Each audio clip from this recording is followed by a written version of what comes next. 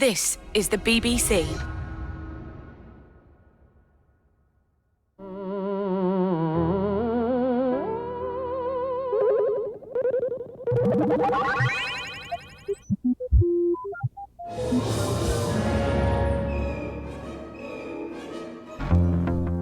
These are the sounds of electric dreams.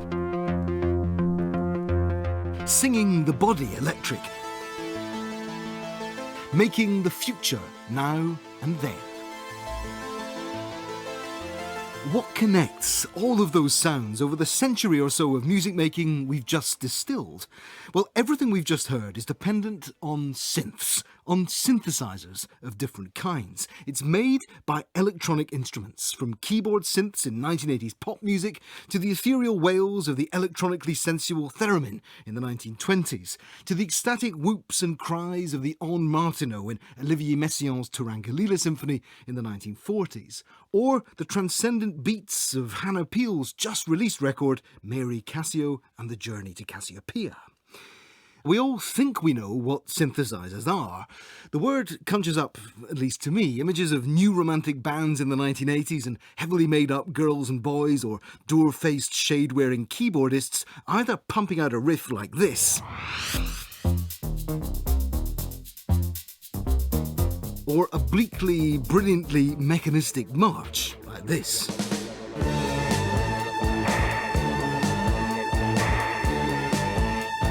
Or dystopian futures sounded in the cinema.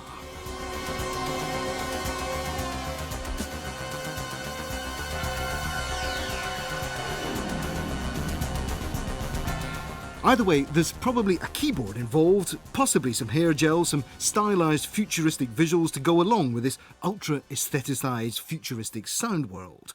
But those classic 80s keyboards are just the tip of the instrumental iceberg of synthesizers. So on today's The Listening Service, what are the secrets of synthesis? How has the idea and its instruments changed music forever? And how do musicians use them across the whole of musical culture? So into the synthetic sonic dream we venture. Behind the instruments themselves, you see, there's the idea of synthesis itself, the fundamental and utopian principle on which all of these instruments are founded. So here's Britain's greatest pioneer and inventor of synthesizers, Peter Zinovieff, on what it's all about. Think of a sound, now make it. So that's the ethos of synthesis, simple, from one of the electronic yet flesh and blood gurus who are our witnesses on today's The Listening Service. And Zinovieff's idea hints at the sonic possibility that the world of electronics opened up in the post-war era, offering unlimited ideas and feelings and sounds at the touch of a button. Well, actually, at the touch of really quite a few buttons, the twiddling of dozens of Baker-like knobs, and the wires, the miles and miles of wiring that you needed back in the 1950s and 60s to take a synthesizer from dream to reality. Well, fine, but what does synthesis really mean, and where did it start? Well, time for another of our witnesses, the composer, musician, music box maker and synthesizer freak, one of the stars of this year's Synthfest in Sheffield, Hannah Peel. If you think back to the 50s, after the war, there was a lot of kind of radio technical bits of things lying around and people were making things out of them. And one of those heroic inventors was the composer, entrepreneur, son of a Russian prince and a collaborator of Harrison Birtwhistle's, Peter Zinovieff, founder of Electronic Music Studios and the maker of the first commercially produced synthesizer that was small enough and relatively user-friendly enough to reach a mass market, the VCS-3. More on that historic instrument later. But here's Peter Zinovieff now on the origins of the electronics that allowed him to make his synths. Yeah, well, basically a synthesizer hasn't changed. There's lots of people making synthesizers now.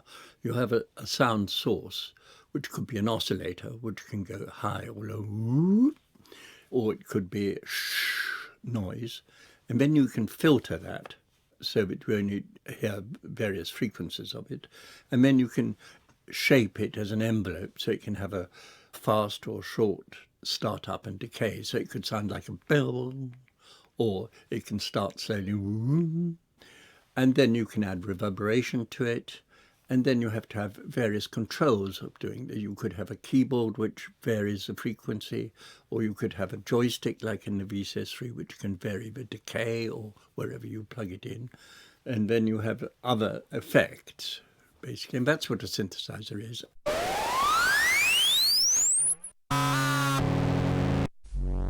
Okay, so synthesis is the idea of creating and sculpting a sound, determining its physical properties, which means that what you're doing when you're using a synthesizer is being somehow at the sonic coalface, moulding the raw material into something that you imagine, or letting the machine take you places you'd never even dreamt of.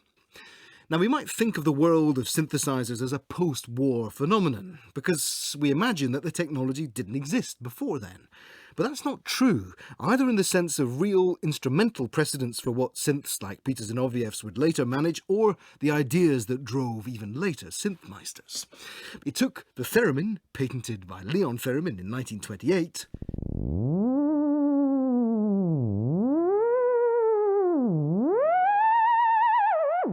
to give electronic music a physical reality. Sounds are made with a theremin through the apparently telekinetic power of a musician's hands moulding the air itself around an electrically charged wand. Music is magicked out of the ether.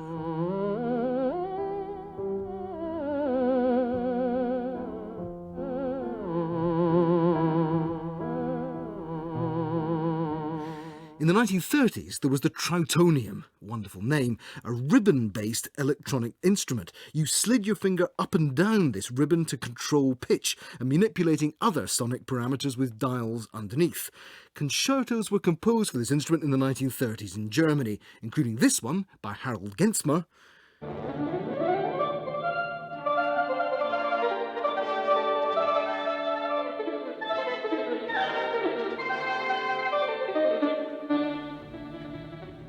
And Paul Hindemitz's Concertino for Trautonium and strings. All hail the Trautonium.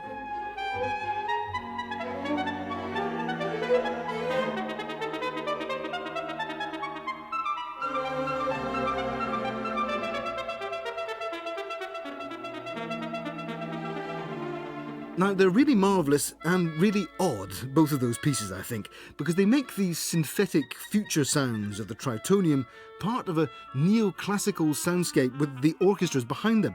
It's far too polite a music, surely, for this alien invader of the orchestra. It kind of sounds also like an oboe on stimulants, doesn't it?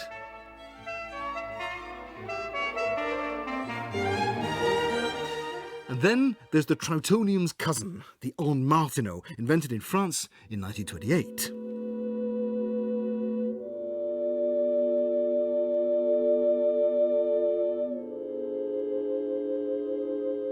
This was beloved of the French composer Olivier Messiaen, whose first piece for the en Martineau was for no fewer than 6 of them.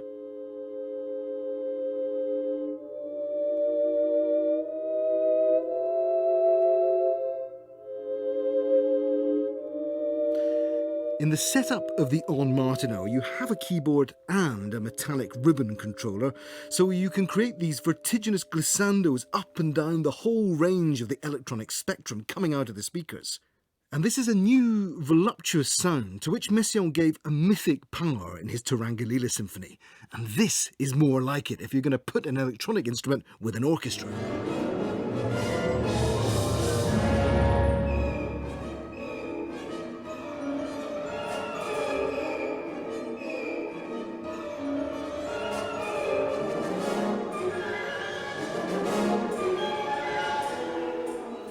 Because here the electronics are adding a new dimension to the music, not just replicating what other acoustic instruments could equally have done, like the Trautonium concertos.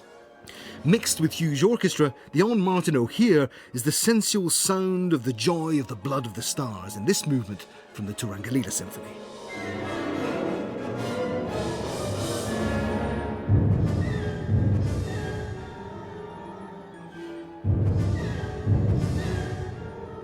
But there's an even earlier history of electronic instruments. I'm talking about the telharmonium, a monstrous machine that predates even the theremin, patented in 1897 in New York and developed by Thaddeus Cahill. The Mark I telharmonium weighed 7 tons, relatively large.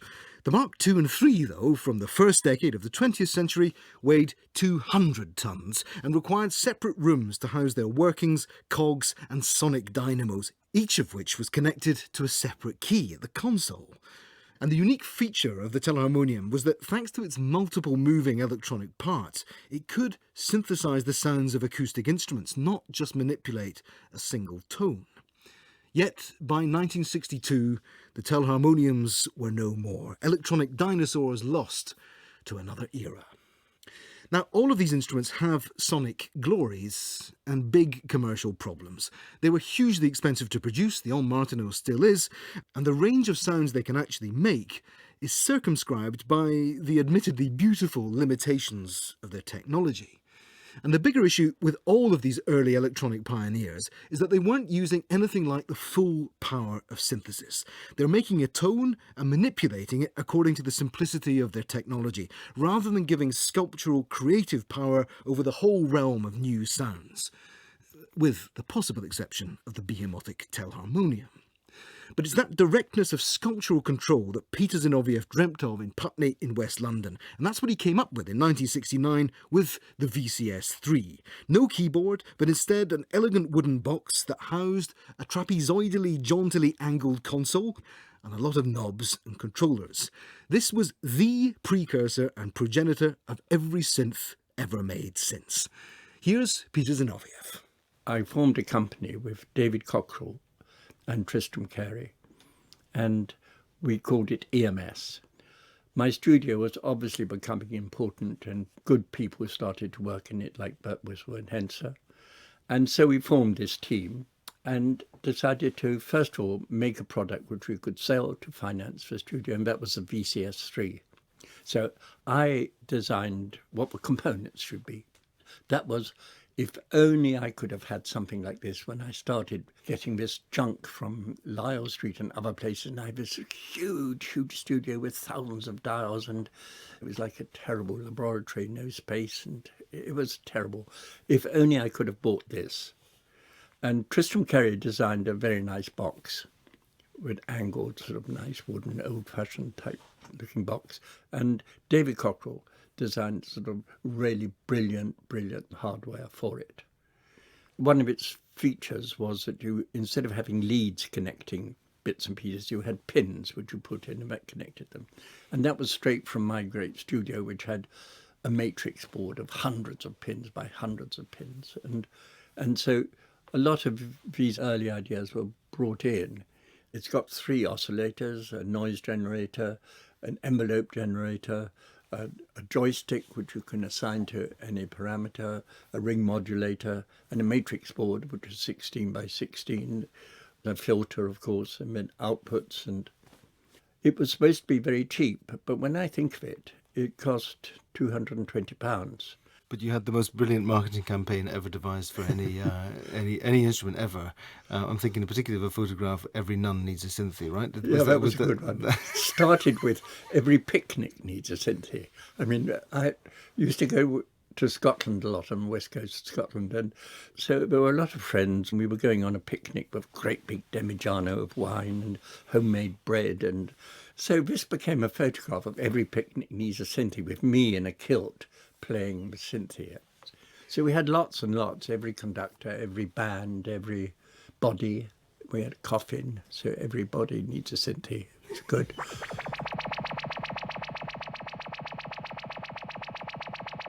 One of the best ones, I've still got a pencil. We produced thousands of these pencils, and on it says, Every Note Needs a Synthy. That was brilliant.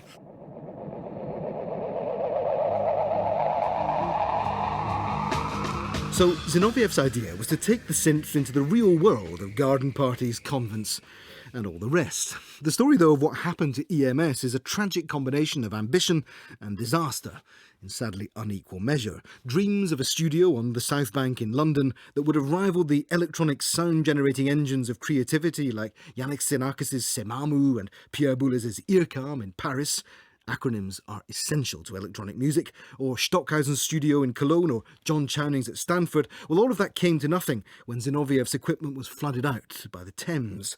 And then there was the March of the Americans. Just after the release of the VCS3 came the Moog, or the Moog.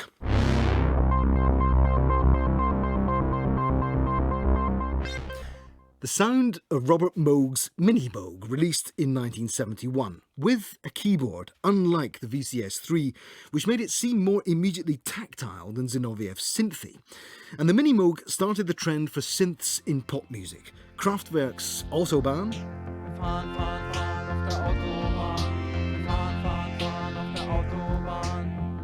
the bass line of Michael Jackson's Thriller, Moogs, all of them, multiple Mini Moogs in Thriller. In fact, because this instrument is monophonic, can only play one sound at a time, if you want more, you either have to overdub them or simply buy an ensemble of them. Talking of which...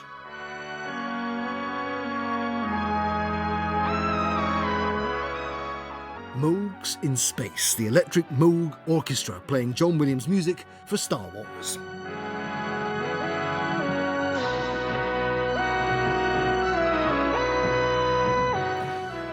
But the Mini Moog was just the start. Companies and inventors all over the world took to synth production. And they're not just relics either, these instruments from the late 70s and 80s, because Hannah Peel uses these older synths in everything she does. Her album, Always Awake But Dreaming, is a hymn to memory, and it's also an emotional outpouring as she attempts to communicate with her grandmother, who was afflicted with Alzheimer's. So these synths are tokens of memory, as well as alienated strangeness. And Hannah Peel brought an old synth into our session, a Wasp, made in 1978 and coloured as yellow and black as the angry insects that give this tiny but powerful monophonic synth its name. A 2-octave keyboard, or what looks like a keyboard, it's really a kind of sheet of plastic over a ribbon controller. A few dials, some fragile plastic, a compact bit of circuitry, and that was it. It didn't look like much, to be honest, until she plugged it in. So you can start off with an oscillator. For example, we have one here. And you can add another one into it, so you can then tune it. So even though it's a monophonic thing, so it reacts to one key, you can, of course, add other tones to it and manipulate them. Yeah, and Great you can, chords, and they have, and the oscillators have 2 different waveforms. So there you have another one.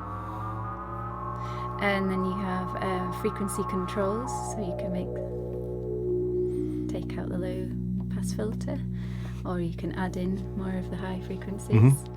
And then things like this, which I find really amazing. This is a random setting on the control oscillator, and you just get these fabulous kind of things that just come out of nowhere. I mean, this is already feels like half a track that could be, and the layering of the strata of it. But this was just wonderful watching you, because it's so immediate, the response. You know, in a way that any instrumentalist is the same thing. You know, what you do with your hands, there's a direct reaction. Yeah. Just that thing about the difference between the square and the saw and the sine wave. Can you just illustrate that? Yeah. So.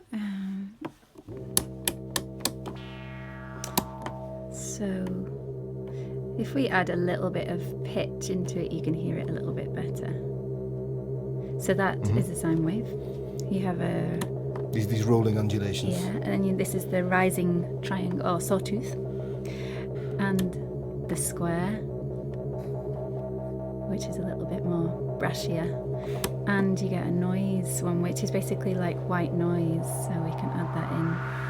So effects and things like taking off, you can use that, so you can create snares and things and percussion. And then this one's my favourite, which is the random, which mixes it all up together.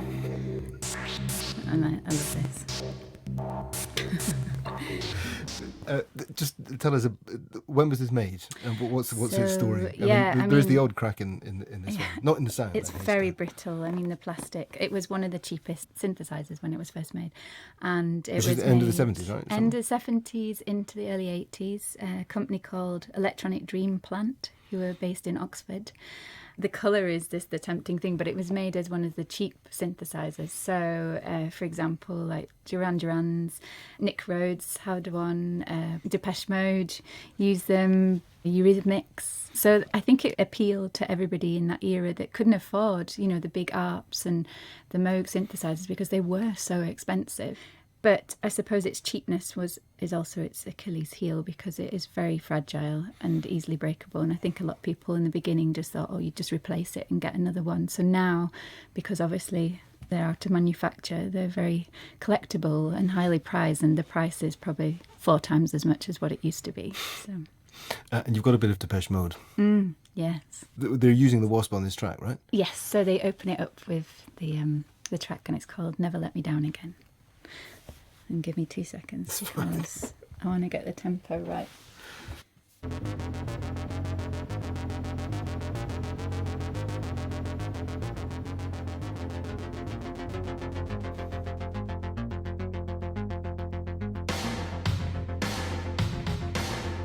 Depeche Mode's Never Let Me Down Again from Music for the Masses, their 1993 album with Hannah Peel and her Wasp. So synths had journeyed from the laboratory to the marketplace. They'd made it from research facilities like Bell Labs in the US and EMS in the UK to the glitter and glam of pop cultures everywhere. And they began to change in what they offered the player.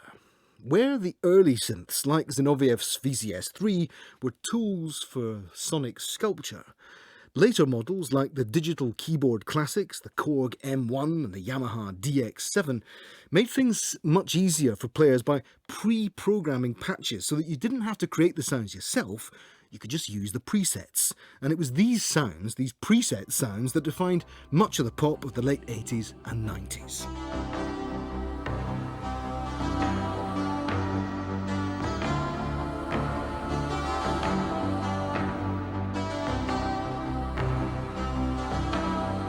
But musicians were still experimenting. Frank Zappa in California had a synclavier made by Yamaha. Now this was a ferociously expensive studio setup which allowed you to control every parameter of the music you made and create massive textures of complexity and density all on your own. If, that is, you knew how to work it. And Frank Zappa certainly did. Here's G-Spot Tornado from his album Jazz from Hell.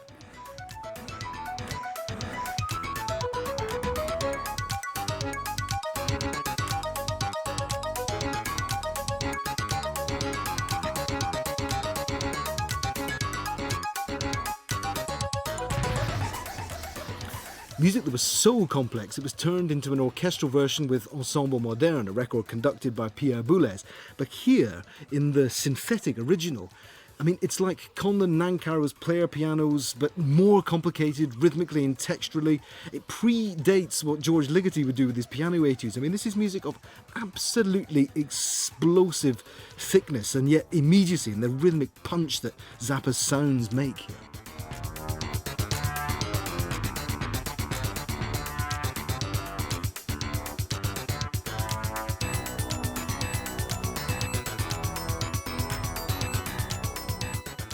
And on the other side of the Atlantic, in the computer music laboratories of IRCAM in Paris, under the steps of the Pompidou Centre, Pierre Boulez spent decades refining the electronic sounds that mix with the live instruments in his work Répond, Responses.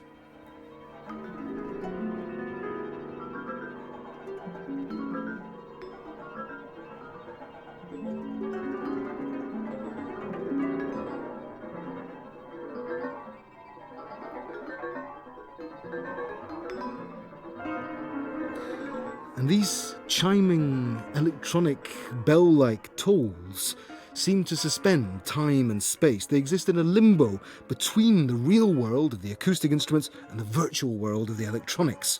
They have an uncanny physicality, like all of the best noises made by synths. Yet these sounds also have, I think, a quality of uncanny cleanness, purity and shimmering perfection. They glimmer and glint rather than crunch and scream.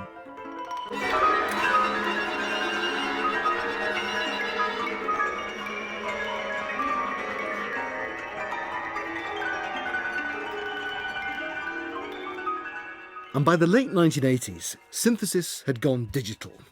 And there's a theory that something was lost in the transfer to the pure world of number, of bits and bytes and ones and zeros, despite the fact that the very same criticism of coldness, of inhumanity, of alienation was made against the older analogue synths too.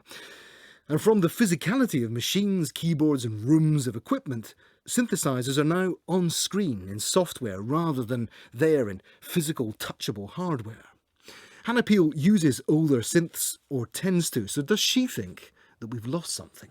For me, it's the only way to communicate what I hear inside my mind. And I think that from the very early days of when, before even the keyboard was attached to it, I think that's what appealed to a lot of the psychedelic culture and that era of wanting to find something that just wasn't strict. And even now I'm still trying to find that in the instruments. And I suppose the digital age, it comes with all the settings, and your software synths are all there. You don't get to play with it as much, whereas you got it in front of you, you can use both hands and you can find these things, and the errors are sometimes the beauty.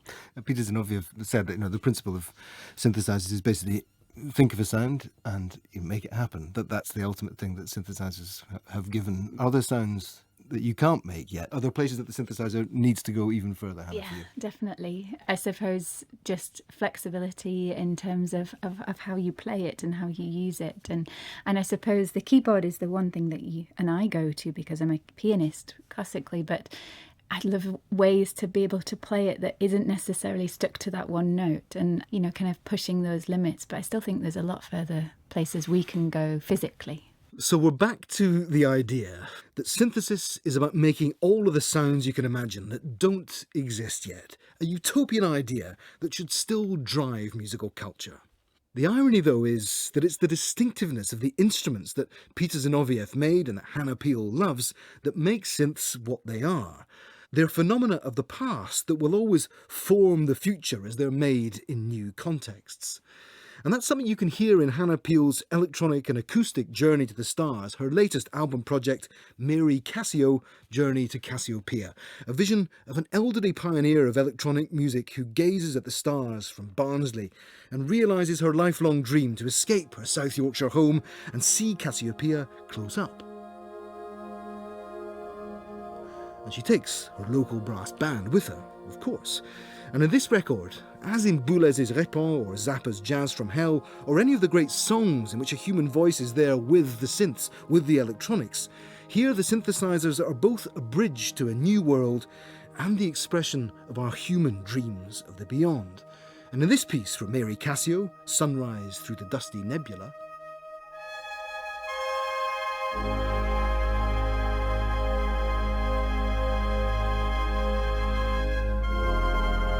the brass band are made to sound as uncanny, as out there as the electronics as warm and fuzzy and human in the feelings they give us as the cornets and the trombones. It's a cliche about science fiction writing that we learn more about the time it was written than any clues as to the shape of things to come. Well, that's true of our relationship with synths too. Synthesizers are visions of the future that are really about our present. We are all stardust, and synths are sonic stardust too.